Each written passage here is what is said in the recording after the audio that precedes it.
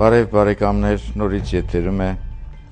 Ճամփաբաժան կամ Բախում քաղաքակրթությունների միջև հաղորդաշարը։ Շարունակենք մեր ազգի նկատմամբ էական դերակատարում ունեցող ազգերի ազգային արժեքների հետ ծանոթացումները եւ այդպես առաջանանք մինչև տեսնենք ինչ կարգի արժեհամակարգերի միջավայրում ենք ապրում մենք եւ որպեսզի տեսնենք ինչ հնարավոր ելք ու ընթաց կարող ենք ունենալ այսուհետ։ Դաս առնելով պատմության դասերից իհարկե։ Մեր հարավային հարևանը դա պարսիկներն են, Իրան պետությունը։ Ինչպես գիտենք, պարսիկները հիմնականում մահմեդական տարից են բաղկացած եւ ինքը կրոնական պետական կառավարման պետություն է։ Եվ Պարսկաստանը բաղադրված է ունի շուրջ 70 միլիոն բնակչություն,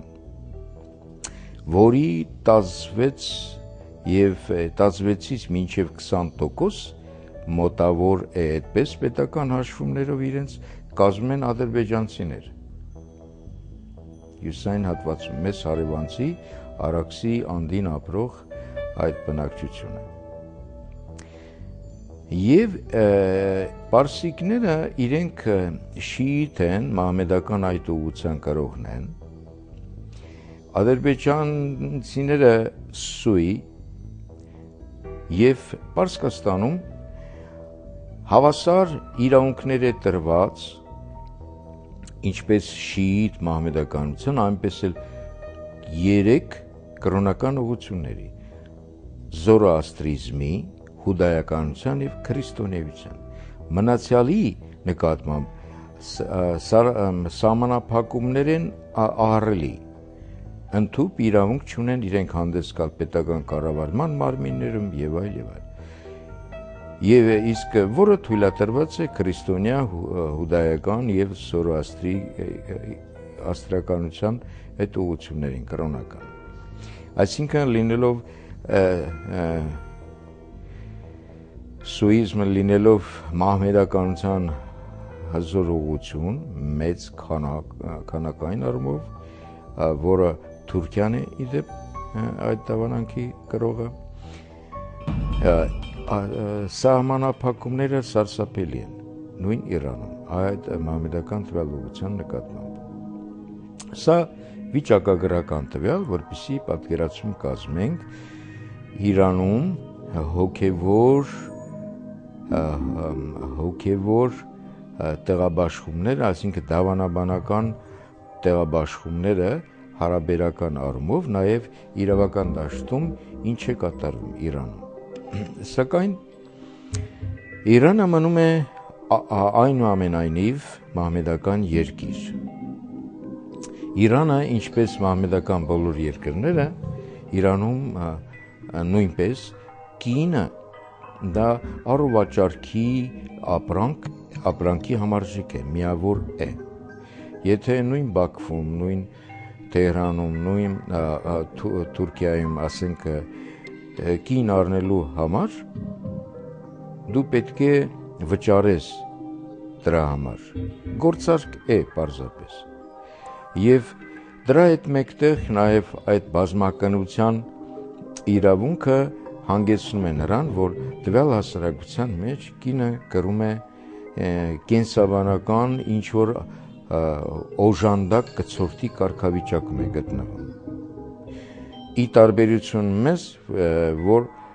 մենք բազմիցս նշել ենք եւ նշել ենք, որ որպես քաղաքակրթային դրսևորում հասարակական հարաբերությունների մեջ կինը մայր է, սուրբ է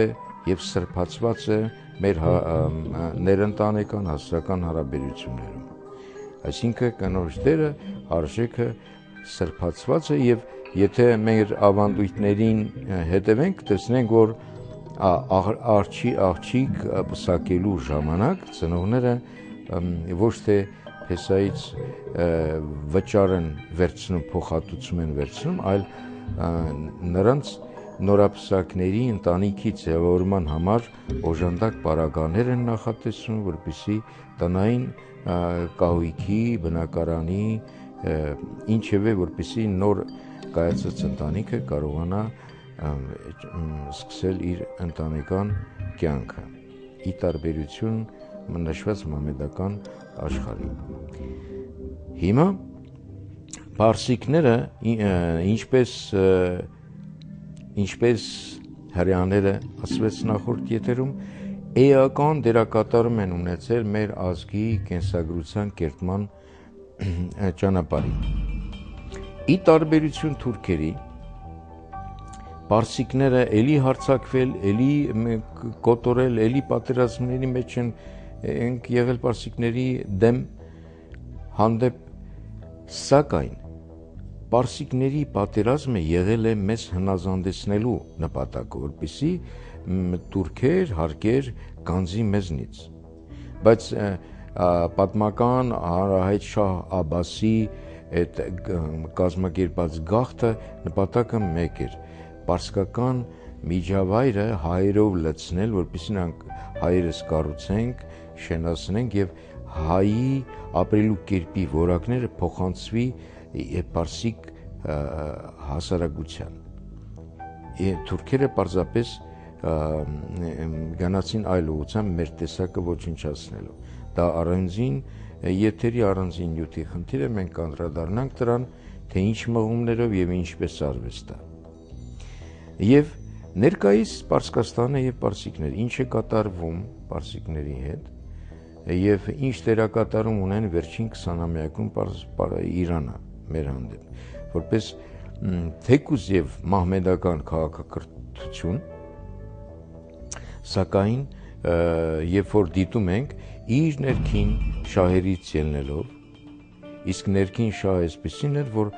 ադրբեջանաբնակ հատվածը բարբերաբար կամեցել է անջատվել Իրանից եւ դառնալ միանալ Բաքվին եւ առանձին Ադրբեջան մեծ պետություն ստեղծել։ Այս ծրագրով,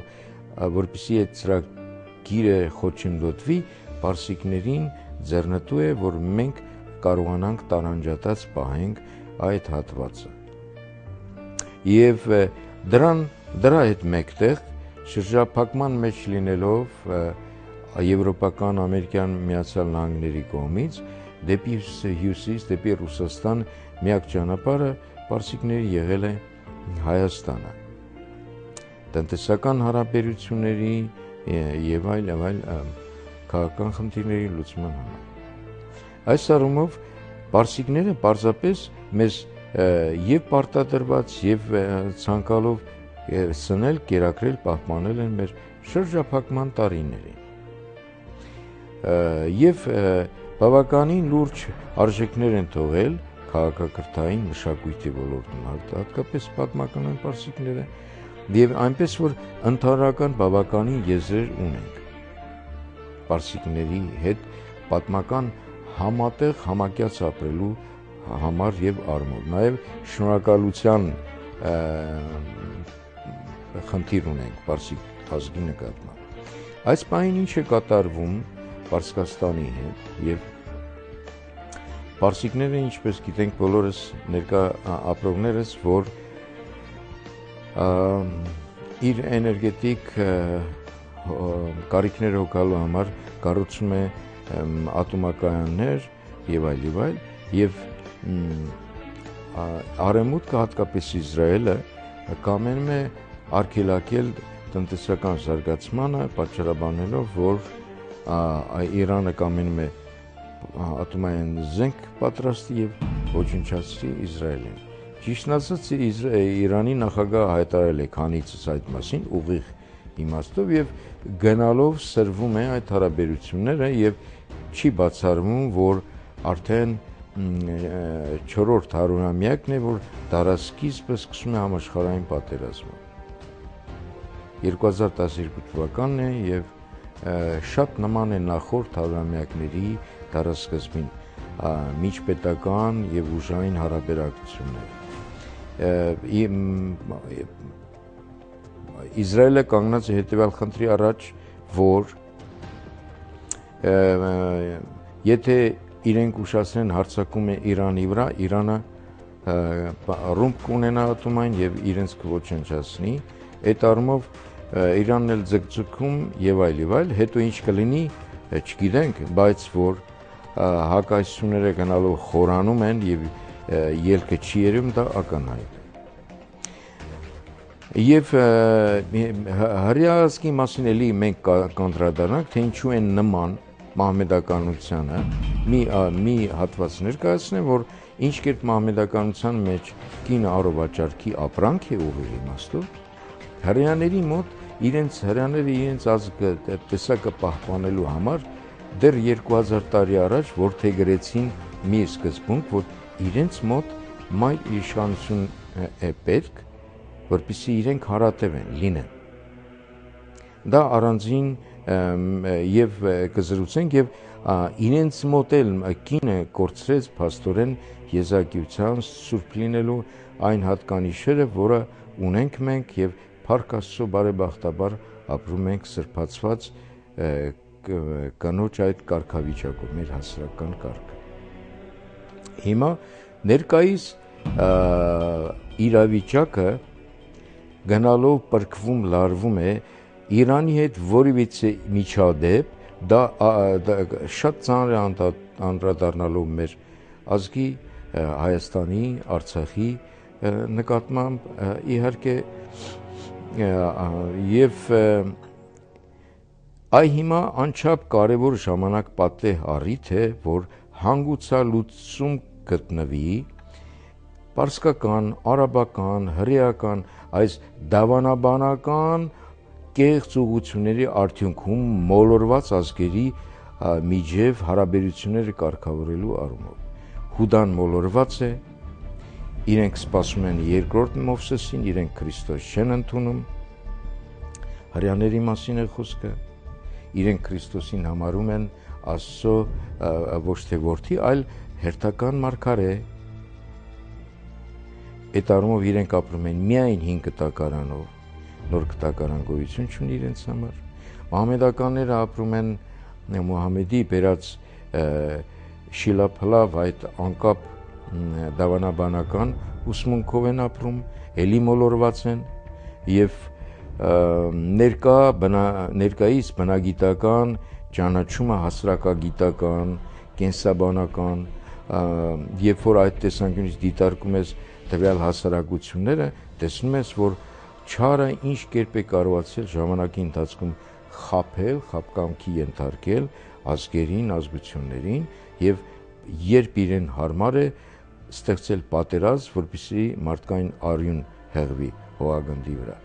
Եվ այս առումով կարծում եմ, թե ժամանակն է, որ Մայրաթորը